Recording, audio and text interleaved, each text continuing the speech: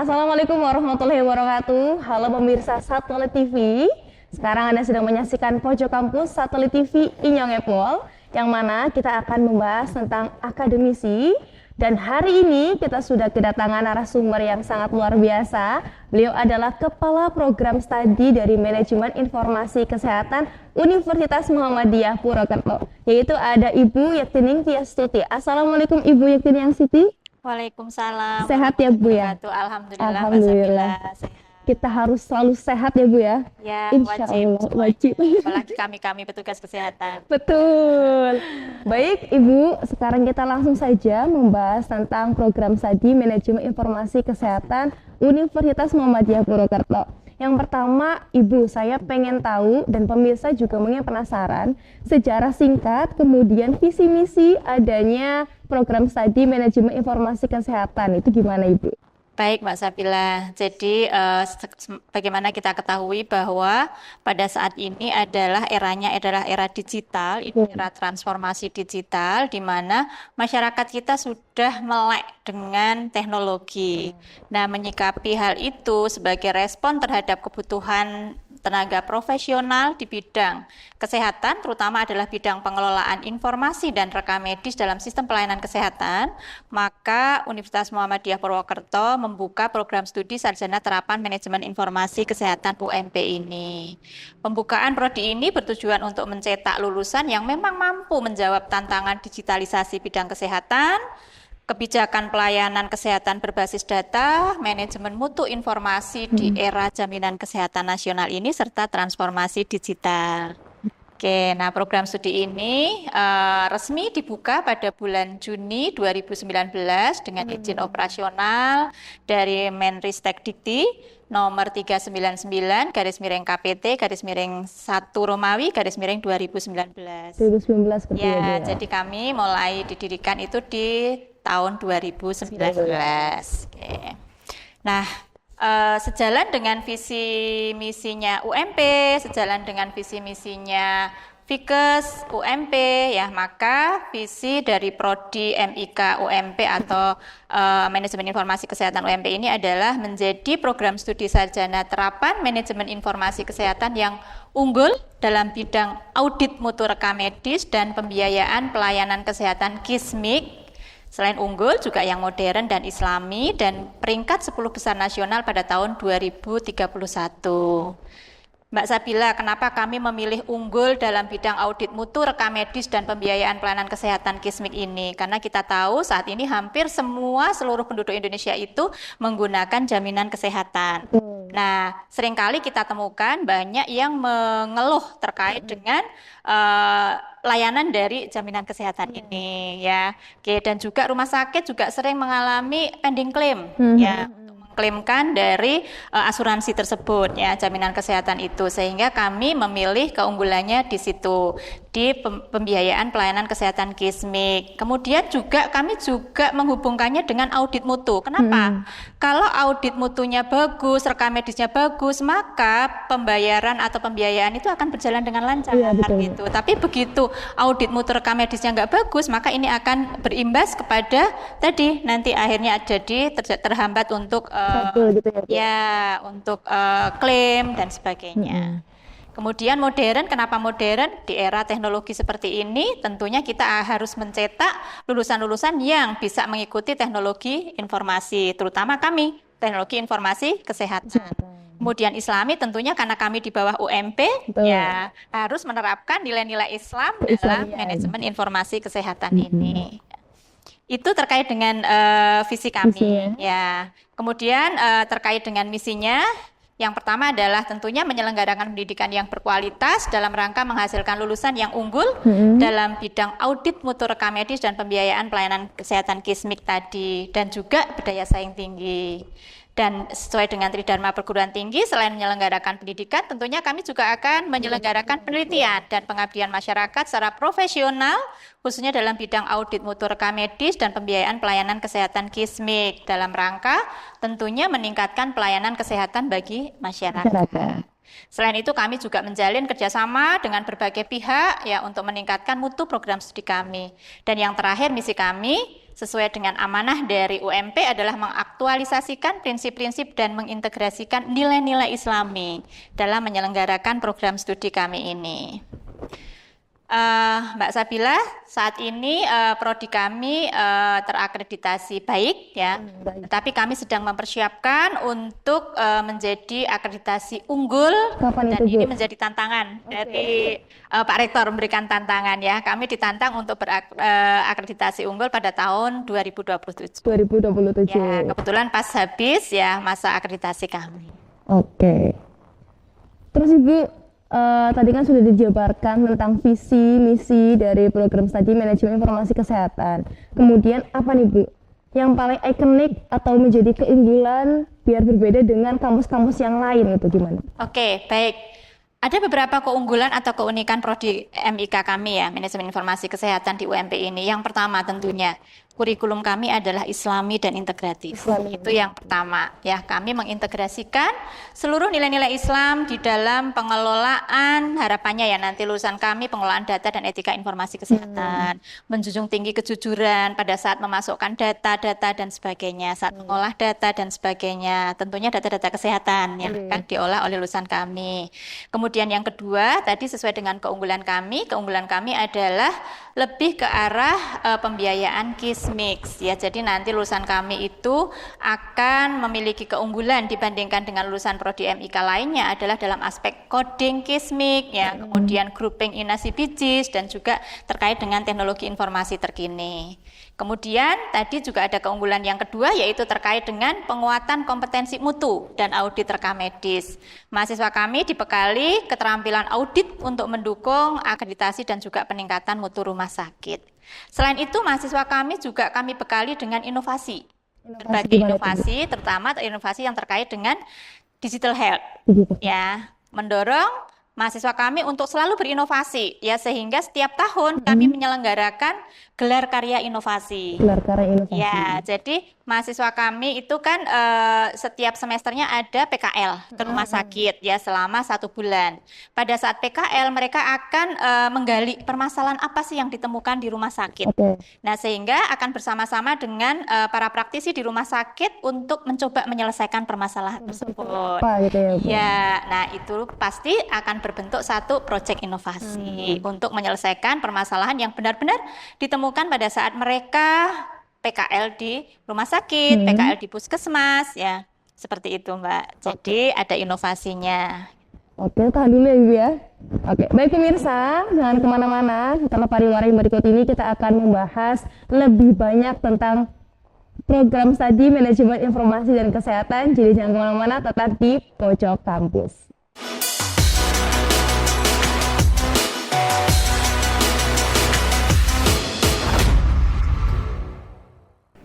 Terima kasih pemirsa, masih setia bersama kami di Pojok Kampus, yang mana kita akan melanjutkan pembahasan tentang program studi manajemen informasi kesehatan.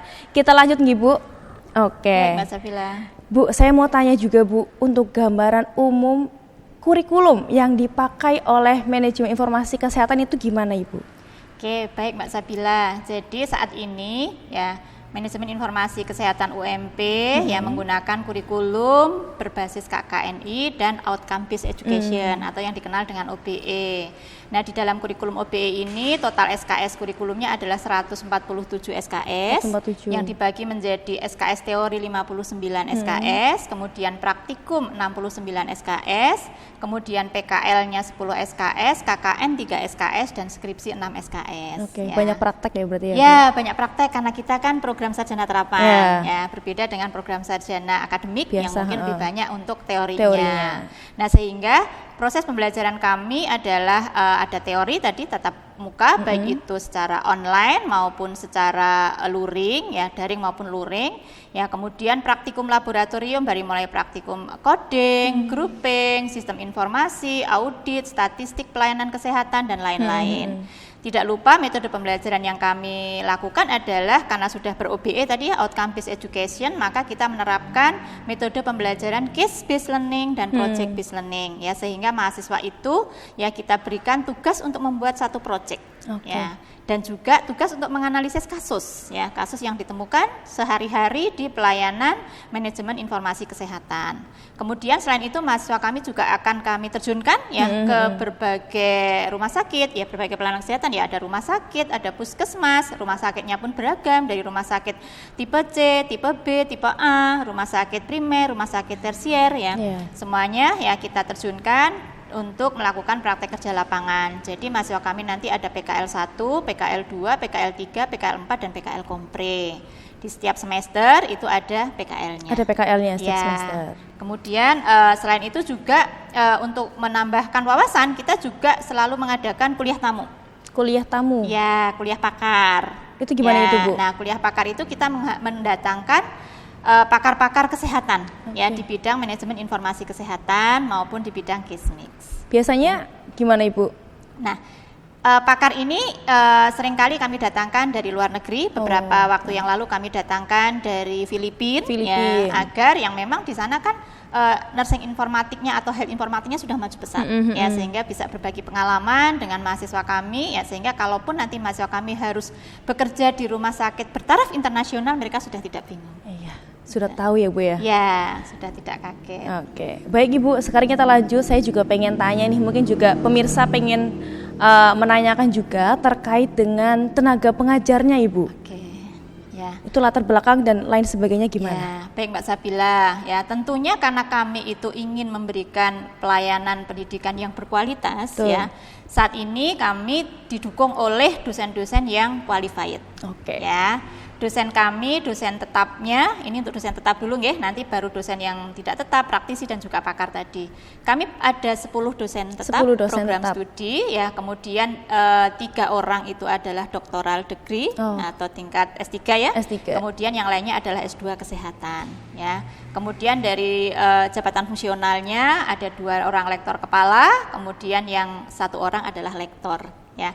Yang lainnya masih S2 dengan AA. Asisten ahli, ya. Kemudian pencapaian dosen ini juga sudah tidak bisa diragukan lagi, gitu, ya.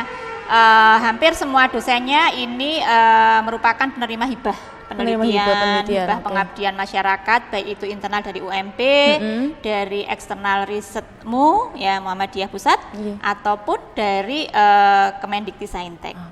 Gitu.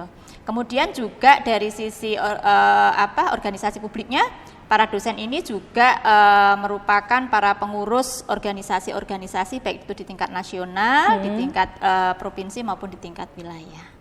Oke, nah ada juga selain dosen tetap ini tadi sudah saya sampaikan sama Mbak Sabila, kami juga menghadirkan prakar dan praktisi. Oke, antara lain kami menghadirkan Dr. Annabelle R. Borromeo, PhD, ini dari CNO, Clinical Nurse Officer di Metro Pacific Health Philippines. Kemudian ada Dr. Endang Suparniati MKes, ini adalah konsultan ahli rekam medis dan jaminan kesehatan. Kemudian ada Pak Teguh Reddy Sanjaya, ya ini MMKes, ini dari tim coding Kemenkes. Kemenkes. Ya, kemudian juga dari praktisi dari rumah sakit, puskesmas juga kami libatkan untuk membimbing dan mengajar mahasiswa kami. Secara langsung ya Bu itu ya? Ya, secara langsung. Berarti sangat mumpuni lah ya tenaga pengajar di program studi manajemen ini. Tidak diragukan lagi, Insya Allah. Karena kami dosennya juga praktisi sekaligus kami hadirkan semuanya untuk mengajar. Terus Ibu, kan tadi sudah dibahas tentang tenaga pengajar. Kalau masalah fasilitas itu gimana Bu? Karena ini banyak praktek juga kan Bu? Betul, ya. Oke, nah untuk fasilitas yang kampus dulu ya Mbak ya. Nah di kampus kami kebetulan kalau manajemen informasi kesehatan ini menempati 2 kampus. Jadi lab kami itu ada di kampus 2, sementara perkuliahannya ada di kampus 3. Itu. Nah pada tahun ini kebetulan ya di kampus 2 itu sedang dibangun gedung 13 lantai. Waduh, 13 lantai ini. Nanti akan menjadi towernya dari Purwokerto ini. Ya. 13 lantai. Nah, rencananya akan selesai di bulan Desember ini. Desember ini, Bu? Ya, rencananya Desember ini akan selesai. Kami akan ikut menempati bersama-sama dengan prodi yang lain dari Fikes ya di gedung 13 lantai tersebut. Ya. Nah, di laboratorium manajemen informasi kesehatan itu kami punya 7 laboratorium. Kemudian ditambah laboratorium untuk CBT test dan juga untuk OSCE. Untuk OSCE. Ya, nah 7 laboratorium itu tentunya dimanfaatkan pada saat proses pembelajaran praktikum. Yaitu meliputi yang pertama adalah laboratorium rekam medis manual, karena memang belum semua pelayanan itu menerapkan rekam medis elektronik. Ya, sehingga mahasiswa juga masih harus tetap belajar terkait dengan rekam medis manualnya. Ya. Kemudian ada lab komputer tadi untuk statistika dan sebagainya, untuk pengolahan data dan sebagainya. Kemudian ada lab statistik dan pelaporan. Kemudian lab anatomi fisiologi ya untuk mempelajari struktur tubuh manusia dan fungsinya. Kemudian lab rekam medis elektronik. Jadi kita rekam medis itu ada 2 labnya, lab manual rekam medis dan yang elektronik. Ya. Kemudian ada lab coding klinis dan juga reimbursement dan juga lab audit dokumen klinis. Tentunya ke-7 lab ini ya didesain sesuai dengan standar sehingga bisa membuat mahasiswa itu belajar secara optimal. Oke, baik Ibu, kita tahan lagi ya Bu sebentar ya Bu ya. Baik pemirsa, jangan kemana-mana, kita masih ada banyak obrolan seputar manajemen informasi kesehatan, tetap di Pojok Kampus Satelit TV Inyong Epol.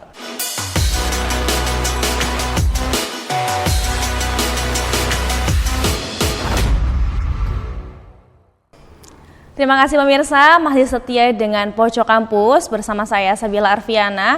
Kita akan melanjutkan pembahasan tentang program studi manajemen informasi kesehatan Universitas Muhammadiyah Purwokerto. Kita lanjut nih Bu. Oke, sekarang saya juga pengen tahu Bu tentang aktivitas di luar kampus dari program studi ini Bu. Yang pertama Bu, untuk tadi kan Ibu menjelaskan tentang PKL yang ada di program studi tadi ya. Itu ada apa saja Bu lebih rigidnya? Baik Mbak. Nah Mbak Sabila, untuk membekali mahasiswa kami biar tidak hanya dia itu belajar di kampus saja, dia harus diterjunkan ke tempat-tempat nyata nanti dia akan bekerja. Ya, sehingga mahasiswa kami akan melewati serangkaian PKL dari mulai PKL 1 sampai dengan PKL komprehensif. PKL 1 itu ada di semester 2. Kami tempatkan di 8 rumah sakit swasta, ya. Kemudian PKL 2 itu semester 3, kami tempatkan di 13 puskesmas, ya. Kemudian PKL 3 itu ada di semester 4, kami tempatkan di 7 rumah sakit umum daerah kabupaten, ya. PKL 4 juga di semester 5, nanti juga di 6 rumah sakit umum daerah kabupaten, dan puncaknya nanti akan ada di PKL komprehensif di semester 7, di mana mahasiswa kami itu kami terjunkan ke rumah sakit umum pusat Kemenkes. Ada di Bandung di Rumah Sakit Rotin Sulu, kemudian ada di Semarang, ya, kemudian juga di beberapa rumah sakit tersier. Ya, tentunya ini mereka kan kalau semester 7 bekalnya sudah cukup untuk masuk ke rumah sakit yang besar ya. Gitu. Kemudian selain dengan PKL ini juga mahasiswa itu kami izinkan untuk mengikuti magang. Ya, baik itu magang yang diprogramkan oleh Kemendikbud ya atau Kemendiktisaintek maupun magang mandiri. Kadang mahasiswa itu di sela-sela libur juga pengen magang. Ya. Nah, kami memfasilitasi sekali mahasiswa yang memang ingin magang baik itu dalam negeri maupun di luar negeri, ya, untuk menambah keterampilan dan pengetahuannya. Nah, ini sudah terbukti kami ada 2 mahasiswa yang mendapatkan hibah magang dan tidak tanggung-tanggung nih Mbak. Magangnya adalah di luar negeri, ya, yaitu di Hungaria. Di Hungaria. Ya, selama 1 semester, ya, ini namanya Maida Faiza Azarin, ya. Ini dia selama 1 semester mendapatkan magang dari program Indonesian International Student Mobility Awards vokasional. 1 semester Ibu ya? Ya, IISMAVO di University of Pax, ya, selama 1 semester. Kemudian juga ada yang magang di nasional, yaitu di MSIB, yaitu Program Magang dan Studi Independen Bersertifikat JKN, ya, ini juga dari Kemendikbudristek di kantor BPJS. Ya, itu bukti bahwa mahasiswa kami berikan kesempatan, di antaranya itu selain magang-magang yang memang di seputar Barlingmas Cakep. Ya. Nah, kemudian selain PKL, selain magang, tentunya mahasiswa juga harus bisa bekerja sama dengan profesi lain, dengan prodi yang lain, maka mahasiswa akan kami terjunkan bersama dengan prodi yang lain di ajang KKN. Ya, ini bersama dengan prodi-prodi yang lain, mereka memecahkan masalah yang ada di masyarakat. Satu universitas berarti ya? Satu universitas terpusat. Iya. Oke, kemudian itu terkait dengan praktek ya, praktek dan KKN. Kemudian juga terkait dengan berbagai pengabdian. Oke. Nah, pada saat pelaksanaan pengabdian, dosen kami wajibkan untuk bersama-sama dengan mahasiswa melakukan pengabdian masyarakat ini. Kami secara rutin melaksanakan bakti sosial dan santunan anak yatim piatu. Kemudian kami secara rutin juga melakukan edukasi, training, dan pendidikan kesehatan baik pada masyarakat dalam negeri maupun luar negeri. Kebetulan kami juga sudah pernah menyelenggarakan untuk community services atau pengabdian masyarakat bersama dengan NIUST Philippines. Ya, jadi kami ke Filipina, kemudian memberikan penyuluhan di depan masyarakat. Ya, itu terkait dengan pengabdian masyarakat dosen tadi. Ya. Nah, untuk mendukung itu semuanya, saat ini kami punya kerjasama, baik itu dengan industri, baik itu dengan instansi maupun dengan lembaga. Ya. Saat ini MOU aktif yang kami miliki ya dengan institusi adalah 25 rumah sakit. Untuk untuk praktek mahasiswa ya, untuk pengajaran Tridharma perguruan tinggi ya. Kemudian juga dengan satu dinas kesehatan ya Kabupaten Banyumas ya. Kemudian dengan dinas kesehatan Kabupaten Banyumas ini tentunya berarti kami juga memiliki kerjasama secara otomatis dengan puskesmas yang berada di bawah naungan dinas kesehatan Kabupaten Banyumas. Iya. Nah, itu terkait dengan Tridharma. Kemudian terkait dengan pendaya gunaan lulusan, saat ini kami sudah bekerja sama dengan 2 rumah sakit untuk MOU pendaya gunaan lulusan. Oke. Kalau penyuluhan-penyuluhan itu biasa isinya apa, Bu? Nah, kalau penyuluhan-penyuluhan itu biasanya kami mengikuti yang di masyarakat itu. Yang dibutuhkan apa? Ya, yang dibutuhkan apa? Contohnya, masyarakat itu kan kadang bingung ketika mau mengakses atau pengen pendaftaran menggunakan BPJS. Nah, kami sering memberikan penjelasan, edukasi, dokumen apa saja yang harus dibawa, prosedurnya bagaimana mengaktifkan JKN mobile-nya, seperti itu. Sehingga betul-betul masyarakat itu bisa terpecahkan permasalahannya. Biar juga mereka juga tidak ketinggalan ya Bu ya? Iya, betul. Oke. Selanjutnya Ibu, saya mau tanya juga, apakah ada pertukaran mahasiswa Bu? Nah, di UMP ini? Ini yang tadi saya sampaikan, jadi pada saat mahasiswa magang itu juga ada yang mengikuti pertukaran pelajar, yaitu tadi Maida Faiza Azarin, yaitu yang ke Hungaria tadi, yaitu kemudian juga ada mahasiswa yang mendapatkan kompetisi internasional menang, yaitu juara 1 International Invention, Innovation and Design Competition di Malaysia. Keren banget ternyata ya. Ya, alhamdulillah ya. Kemudian selain itu Mbak, kami memang sangat memfasilitasi dan mendorong mahasiswa kami untuk mengikuti berbagai kompetisi. Ya. Di kejuaraan tingkat tadi kan internasional ya yang sudah saya sebutkan. Yang di nasional ini ya kami di tahun 2020 itu ada 1 kejuaraan, 2021 2 kejuaraan, 2022 2 kejuaraan. Puncaknya di 2024 kemarin. 2024. Kami mendapatkan 15 kejuaraan di tingkat nasional. 15 kejuaraan. Dan itu berbagai bidangnya, ada olahraganya, ada seninya, ada ilmiahnya, poster, coding dan sebagainya. Tidak hanya sekedar kesehatan ya berarti Tidak ya Bu? hanya sekedar kesehatan. Di luar kesehatan juga berprestasi ternyata. Iya, betul. Iya. Oke. Baik Ibu, kita tahan lagi. Baik pemirsa, jangan kemana-mana, tetap di Pojok Kampus bersama saya Sabila Arfiana dan Ibu Yaktinintia Nisi. Oke.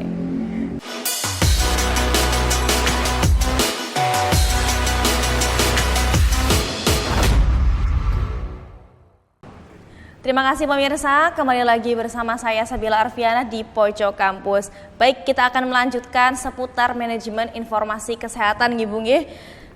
Ibu, saya mau tanya, tadi kan sudah dijelaskan beberapa kegiatan yang ada di program studi ini.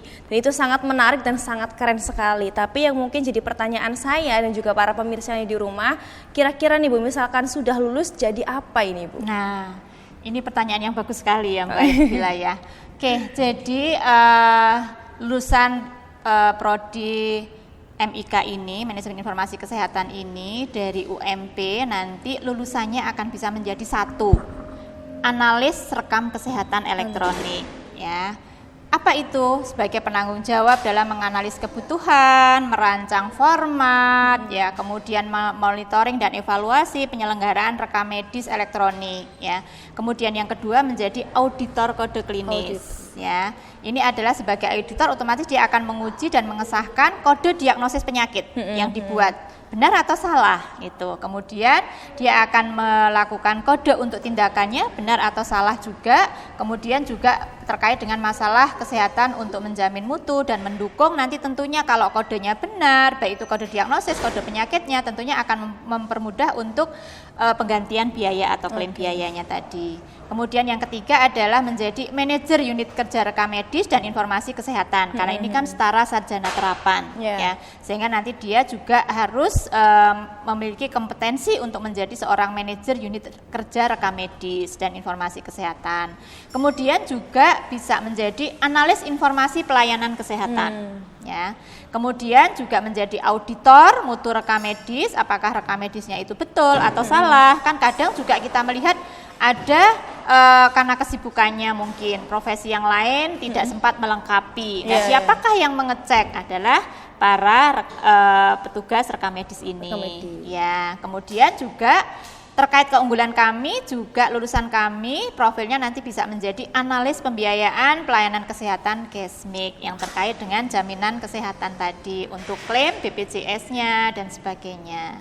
Itu Mbak Sabila yang profil lulusannya kami. Oh iya, Ibu, saya juga mau tanya nih Bu, di program studi manajemen informasi kesehatan yang sudah lulus nih, para alumni biasanya kebanyakan jadi apa ini Bu? Ya, saat ini lulusan kami karena baru satu angkatan yang lulus, ya, dan alhamdulillah sudah terserap semuanya, ya. Untuk yang angkatan kedua memang baru saja lulus, ya.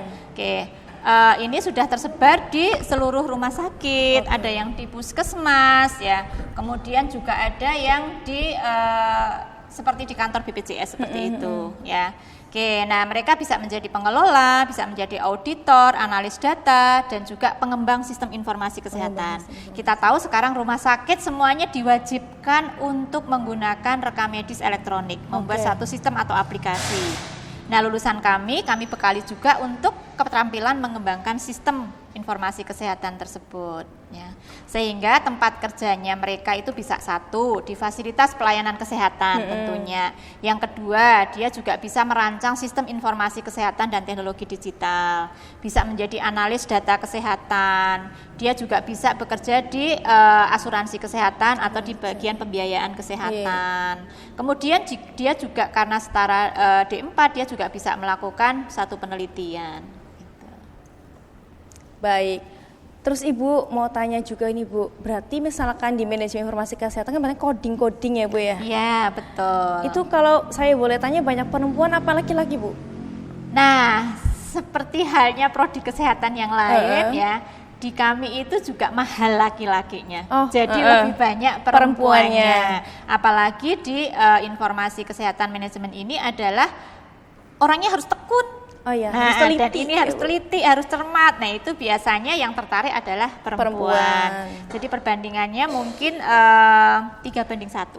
Oke. Tapi berpeluang besar ya Bu, misalkan sudah menjadi lulusan ini ya Bu, program studi ini. Kalau setelah bekerja sepertinya tidak ada perbedaan ya. Tetapi mungkin ketertarikan awal saja. Lebih banyak perempuan yang tertarik di kami, sehingga mahasiswa kami lebih banyak yang cantik-cantik. Tapi tidak menutup kemungkinan untuk banyak laki-laki juga untuk tahun depannya ya Bu ya? Iya. Baik pemirsa, kita akan melanjutkan lagi. Saya juga ada pertanyaan lagi Bu. Silakan, menurut Mbak. Ibu, kenapa mahasiswa harus memilih program studi ini Bu? Ya. Kenapa mahasiswa harus memilih prodi MIK ini? Yang pertama, secara umum dulu ya Mbak Sabila. Saat ini teknologi digital sedang bertransformasi betul-betulan.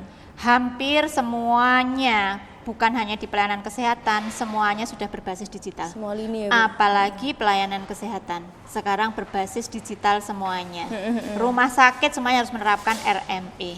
Sehingga peran atau kedudukan keberadaan lulusan rekam medis ini saat ini sangat dibutuhkan oleh rumah sakit. Bahkan puskesmas pun harus ada petugas rekam medisnya.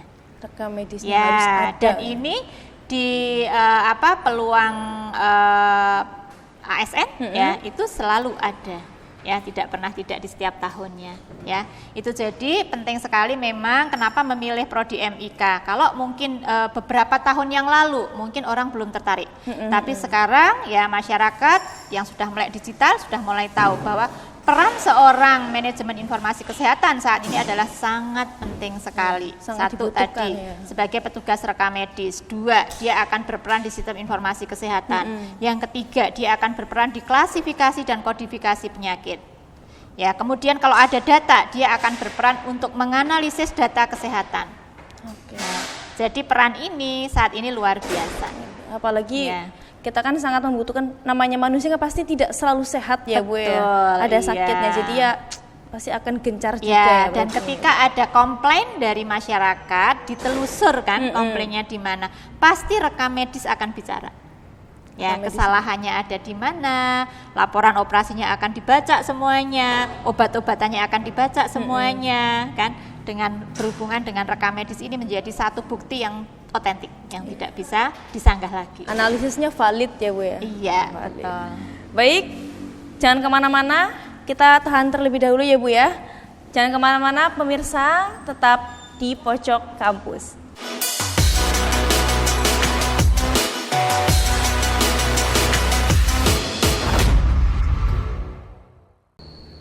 Terima kasih pemirsa, kembali lagi bersama saya Sabila Arfiana di Pojok Kampus. Kita masih membahas tentang program studi Manajemen Informasi Kesehatan Universitas Muhammadiyah Purwokerto.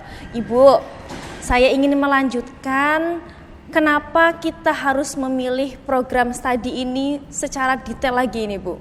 Ya, baik Mbak Sabila. Tadi ya Mbak, saya sudah sampaikan prospek kerja lulusannya itu kan luar biasa. Betul. 1, bisa di fasilitas pelayanan kesehatan, rumah sakit, puskesmas, klinik, bisa di asuransi kesehatan, Kementerian. bisa di BPJS, bisa di Kementerian Kesehatan, sebagai pengembang sistem bisa di developer dan sebagainya. Oke. Nah, selain itu kita lihat juga peran lulusannya. Peran lulusannya juga banyak nih. Bisa sebagai clinical coder, reimbursement, bisa manajer unit tadi di rekam medis ya. Kemudian bisa sebagai analis rekam kesehatan elektronik, bisa sebagai analis data kesehatan, bisa juga analis data pelayanan kesehatan, dan juga analis kesehatan digital. Jadi dengan peran seperti itu, dengan prospek kerja di tempat yang beberapa tempat tadi, ya tentunya mahasiswa kami akan sangat punya peluang setelah lulus untuk bekerja di beberapa tempat. Oke. Tidak hanya di rumah sakit. Tidak bingung lah ya Bu ya. Tidak bingung, ya. Tidak harus di rumah Oke. sakit, tidak harus di puskesmas, padahal masih Iya, banyak lini. masih banyak katanya. yang bisa dimasuki untuk Masuki kerja. bekerja. Baik Ibu, mungkin ada pertanyaan ini dari para pemirsa yang di rumah. Misalkan saya dulu lulusannya IPS Bu, Oh, iya. tapi pengen masuk ke program studi ini di WMP, Iya, itu gimana? oke. Boleh apa enggak Bu? Nah, Mbak Sabila jangan khawatir Oke. ya. Di tempat kami itu di prodi Manajemen Informasi Kesehatan ini ya boleh dari latar belakang SMA mau IPS mau IPA ya bahkan SMK itu juga bisa semuanya dan tidak harus SMK Kesehatan. Tidak harus SMK Kesehatan Iya, ternyata. ya SMA, MA ya kemudian SMK ya SMK-nya juga tidak harus kesehatan. Oke. Bisa semuanya ya. Iya. Karena apa? Nanti di dalam proses pembelajarannya itu contoh tadi Mbak Sabila IPS. Mbak Sabila kalau IPS kan biasa menghafal. Iya. Nah, di manajemen informasi kesehatan ini isinya juga hafalan. Bagaimana menghafalkan coding-coding tadi, coding penyakit, coding tindakan, ya itu semuanya kan hafalan. Iya, betul. Ya, jadi nggak usah berkecil hati yang dari IPS. Ada elemen-elemen yang masuk ya Bu ya. Iya, betul. Oke. Baik, saya juga mau tanya nih Bu, suasana perkuliahan di program studi ini itu seperti apa Ibu? Ya, tadi kan Ibu udah cerita ya Mbak Sabila ya. Iya. Kalau kita saat ini menempati 2 kampus ya, labnya di kampus 2, kemudian untuk perkuliahannya ada di kampus 3. Yang sebentar lagi kita akan boyong di kampus Megah 13 lantai. 13 lantai. Ya. Oke. Nah, di kampus kami itu tersedia fasilitas ruang kelas yang nyaman. Proyektor ada, AC-nya ada, ya, kemudian tempat parkirannya juga luas, ya. Kemudian tadi laboratoriumnya lengkap di kami, ya. Kemudian ruang komputernya juga memadai serta tentunya didukung oleh buku referensi di perpustakaan. Meskipun mahasiswa kami kan juga bisa mengakses secara online. Dan UMP sudah berlangganan jurnal-jurnal internasional termasuk jurnal Scopus yang bisa diakses oleh seluruh warga UMP. Keren sekali. Jadi kalau mahasiswanya mau menulis skripsi nggak usah bingung. Ya, banyak referensi ya. Iya, nyari jurnalnya sudah gampang. Tidak ada alasan tidak untuk ada skripsi. alasan nulis skripsi tidak selesai gitu ya. Dan kami menerapkan dari UM itu menerapkan ya tidak harus skripsi sudah bisa lulus. Dengan cara apa? Tadi kan mahasiswa kami bekali untuk melakukan satu proyek inovasi. Dari proyek inovasinya itu bisa dibuat artikel. Submit di jurnal. Nah, nanti itu bisa diklaim untuk menggantikan tugas akhir skripsi. Mahasiswa kami juga dari produk inovasinya, misalnya bikin prototipe atau bikin sistem aplikasi tadi, ya, aplikasi apa gitu.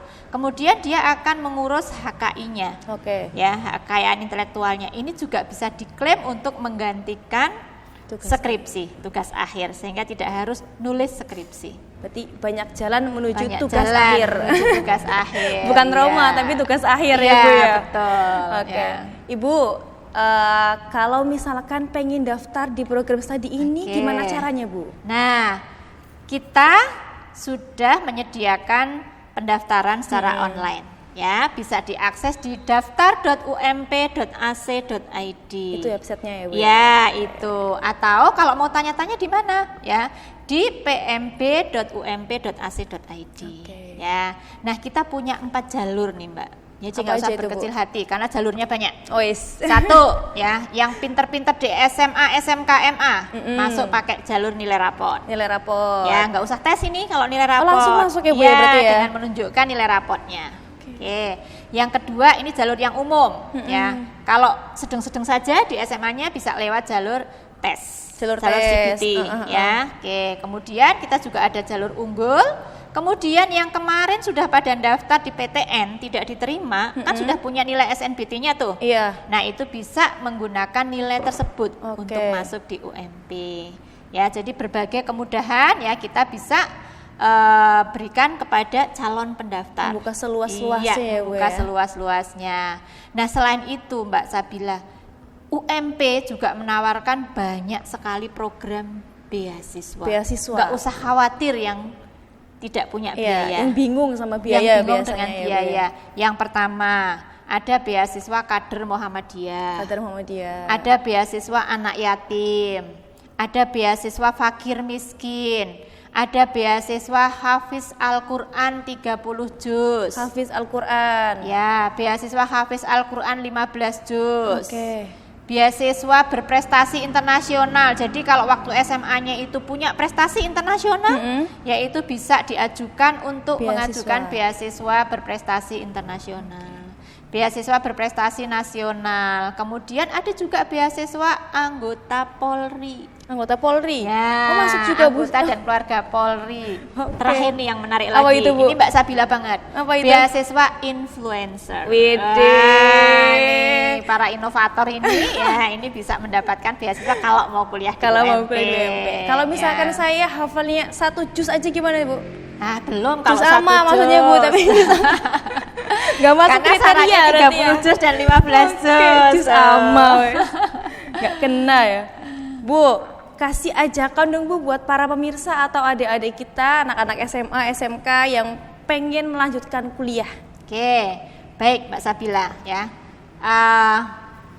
Para lulusan SMA, MA, SMK ya, silahkan bergabung dengan Manajemen Informasi Kesehatan UMP ya. Dengan bergabung di MIK UMP maka peluang pekerjaan sangat terbuka luas. Di rumah sakit, di puskesmas ya, di Kemenkes ya, di BPJS ya sebagai petugas rekam medis. Rekam medis. Iya. Oke. Ada lagi nggak Bu? Atau menyemangati para pemirsa yang di rumah? Oke ya, jangan pernah lelah untuk berjuang. Jangan lalu Ya. berjuang. Dan jangan pernah takut untuk mencoba. Oke. Ya, Namanya juga orang ikhtiar ya Bu iya ya. betul. Karena ya. Allah sangat suka menyukai orang yang suka berikhtiar katanya Iya begitu. betul. Dan jangan lupa ya, Apa itu Bu? ya ingat sama prodi MIK UMP. Oh, kembali lagi ke prodi MIK UMP. Baik, terima kasih Ibu atas waktunya. Kita sudah bersharing ria tentang program studi manajemen informasi dan informasi kesehatan. Mohon maaf. Semoga Ibu sehat selalu. Amin. Dan semoga kita bisa bertemu di lain waktu begitu ya Bu ya. Amin. Baik, terima kasih pemirsa. Jangan lupa saksikan selalu Pojok Kampus hanya di Satelit TV. Saya Sabila Arfiana pamit undur diri. Wassalamualaikum warahmatullahi wabarakatuh.